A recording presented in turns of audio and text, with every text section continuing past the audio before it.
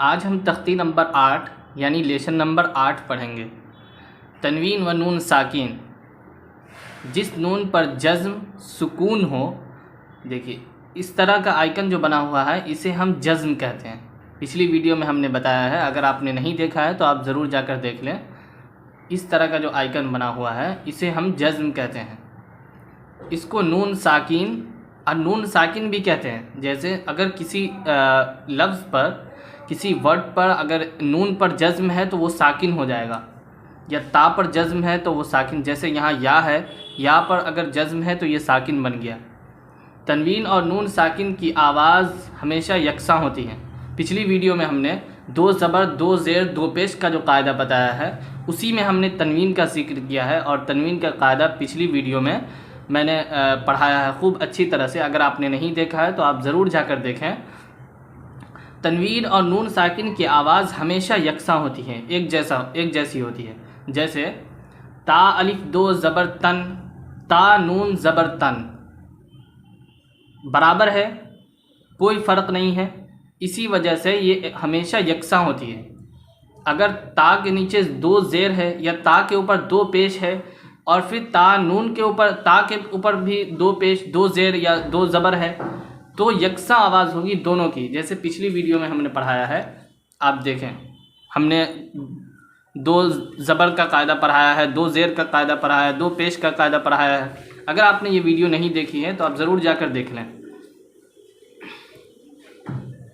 تا دو زیر تین برابر تین، تا نون زیر تین، تا دو پیش تن برابر تن، تا نون پیش تن، سا الف دو زبر سن برابر سا نون زبر سن، سا دو زیر سن، سا نون زیر سن، سا دو پیش سن، سا نون پیش سن، جیم دو زبر جن، جیم الف دو زبر جن، جیم نون زبر جن، جیم دو زیر جن، جیم نون زیر جن، جیم دو پیش جن، جیم نون پیش جن، دال یا دو زبر دن، دال نون زبر دن،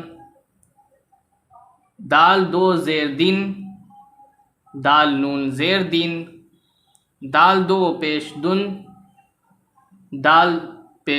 دال نون پیش دن، مشق عادن، عین الف زبر عا، دال دو زبر دن، عادن، سوء، سین واو زبر سو، حمزہ دو زیر ان، سوء، قریب، قاف زبر قا، رایا زیر ری، با دو پیش بن، قریب، فمن، فا زبر فا، میم نون زبر من، فمن، عظیم، عین زبر ع، ضایا زیر زی، میم دو پیش من، عظیم، کن، کاف نون پیش کن، مرض، میم زبر م، را زبر را، ضاد دو پیش ذن، مرض، رسول، را زبر را، سین واو پیش سو،